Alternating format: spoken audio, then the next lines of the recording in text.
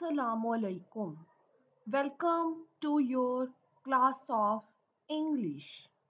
उम्मीद करती हूँ कि प्रीवियस इंग्लिश के लेक्चर्स आपने अच्छे से सुने और चैप्टर को प्रिपेयर कर लिया।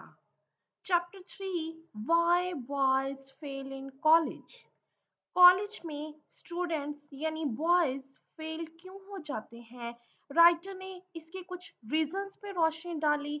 देन उसने कुछ सजेशंस दिए कि किस तरह इस फेलियर को कंट्रोल किया जा सकता है।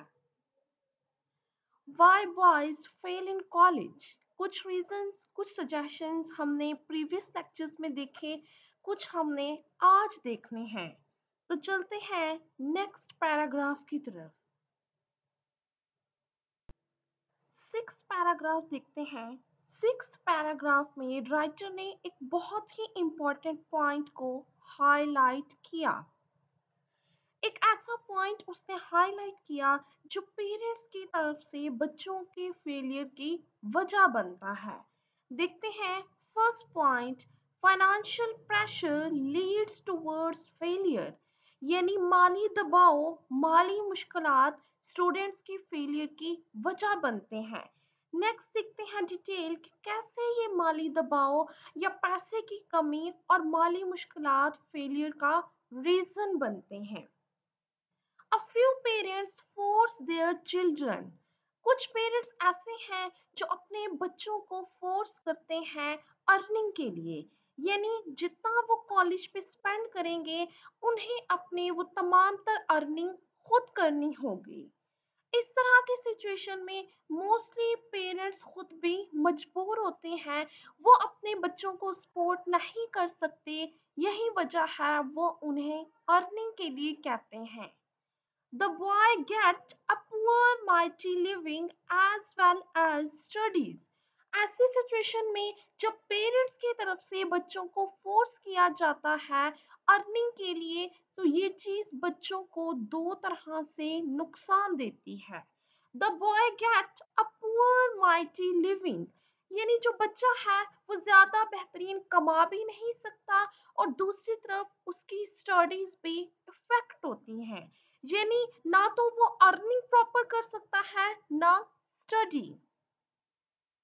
इस तरह जब बच्चों को फोर्स किया जाए, बच्चों की अटेंशन दो तरफ डाइवर्ट हो जाती है। डाइवर्टेड अटेंशन के साथ बच्चा कोई भी टास्क पूरी तरह परफॉर्म नहीं कर पाता। During education earning should be responsibility of parents. अब राइटर ने पहले रीजन बताई, पहले प्रॉब्लम बताई कि समटाइम्स फेलियर की वजह फाइनेंशियल प्रेशर भी है, यानी माली दबाव, अर्निंग करने का प्रेशर बच्चों को फेल होने पे मजबूर कर देता है। जब बच्चों को पेरेंट्स की तरफ से कहा जाता है कि उन्होंने अपने एक्सपेंसेस खुद देखने हैं, खुद पे उन्होंने स्पेंड अपनी तरफ से करना है, तो वो मजबूर हो जाते हैं कि पढ़ाई के साथ साथ वो कमाई का कोई जरिया ढूंढें। ऐसे सिचुएशन में जब बच्चों को दो तरफ अटेंशन देनी पड़ती है तो दोनों ही काम खराब होते हैं और फेलियर बच्चों का मुकद्दर बन जाती है। इसीलिए जो सजेशन, जो सॉल्यूशन राइटर ने दिया वो ये है, during education earning should be responsibility of parents, यानी जब बच्चे तालीम हासिल कर रहे हो उस दौरान उन पे ऐसी कोई रिस्पॉन्सिबिलिटी ना डाली जाए, ये रिस्पॉन्सिबिलिटी पेरेंट्स की होनी चाहिए। जी नेक्स्ट कंटिन्यू करते हैं इसी पॉइंट को। Many boys are cast entirely on their own resources.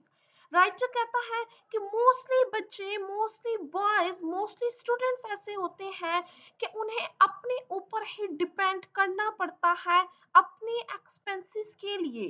It can be detriment of their health and education. ये चीज जो है उनकी हेल्थ और एजुकेशन दोनों को तबाह बर्बाद कर देती है।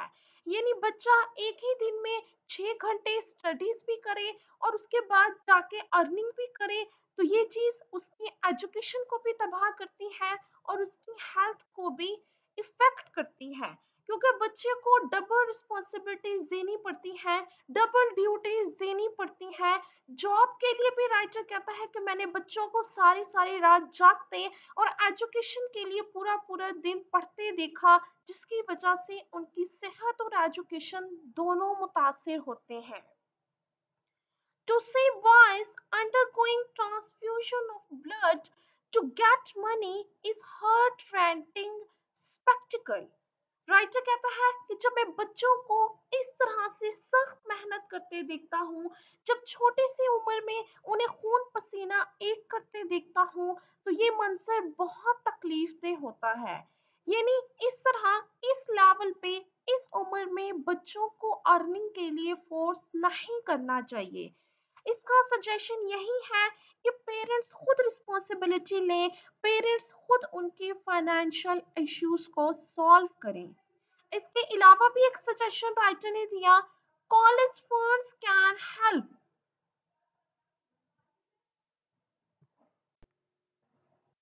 जी, यानी फाइनेंशियल इश्यूज भी बच्चों के फेलियर का रीजन होते हैं। इसके सजेशंस हमने देखे। राइटर ने कहा कि पेरेंट्स को खुद रिस्पॉन्सिबिलिटी लेनी चाहिए।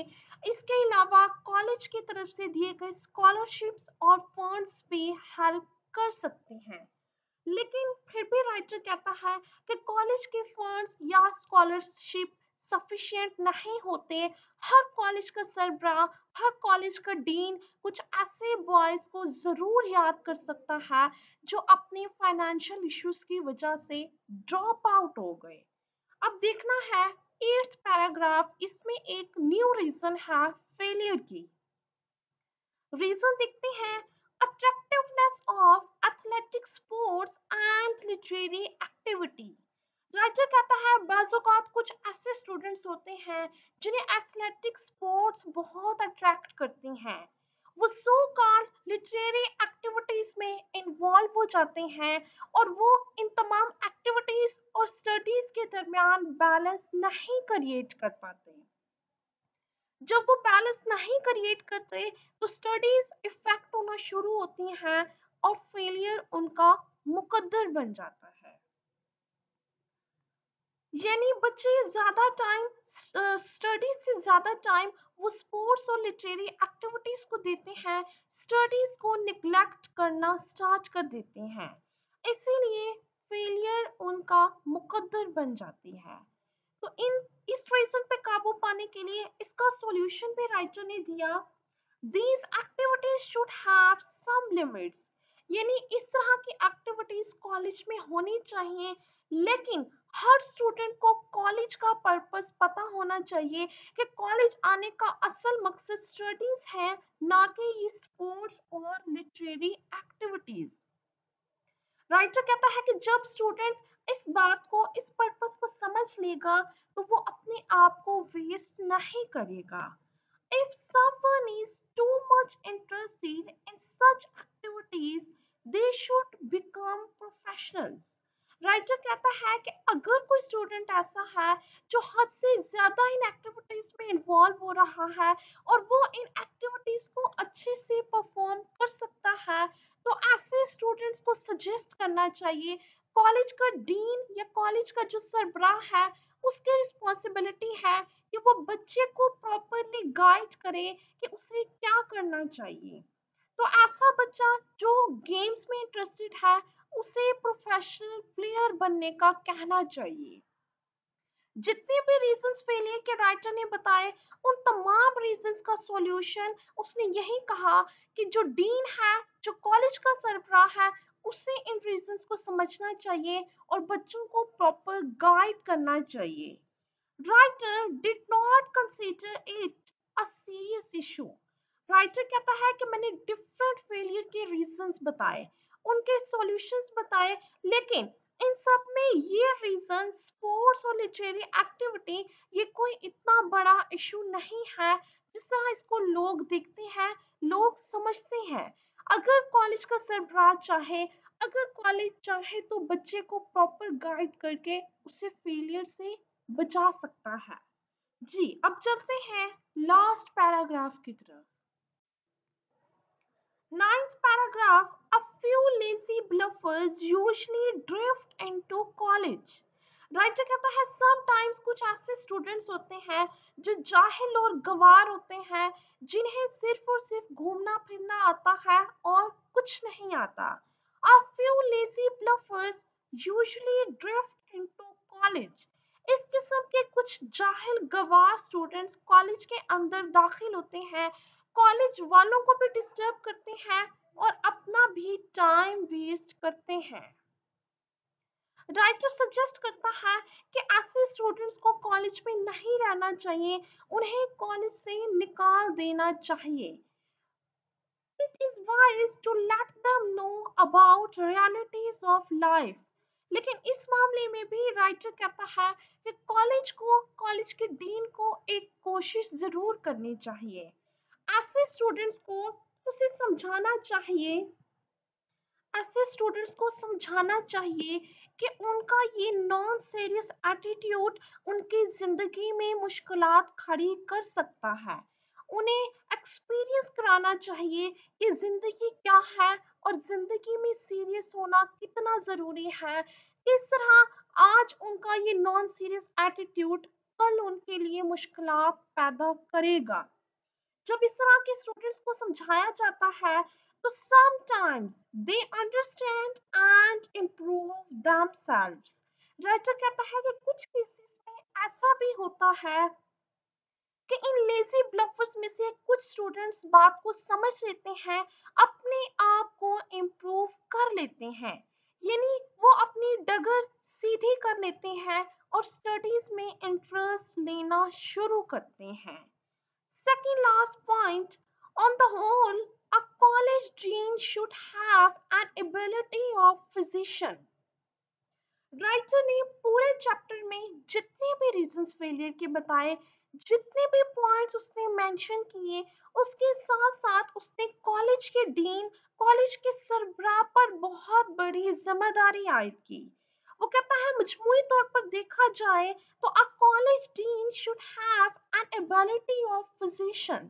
तो एक जो कॉलेज डीन है उसके अंदर एक डॉक्टर की सी अहलियत होनी चाहिए, एक फिजिशियन की तरह एबिलिटी होनी चाहिए कि वो अपने स्टूडेंट के प्रॉब्लम को डायग्नोज कर सके और उसके लिए सॉल्यूशन सजेस्ट करे. यानी कॉलेज के सरबराह को बहुत एक्टिव, बहुत इंटरेस्टेड होना पड़ेगा.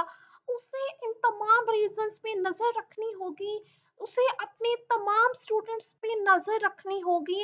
ऐसे स्टूडेंट्स जो फेलियर का शिकार होते हैं, उनके रीजंस को समझते हुए, उनकी प्रॉब्लम्स को समझते हुए उन्हें सॉल्यूशन सजेस्ट करने चाहिए. If he can save boys from failure, he is doing his part of job.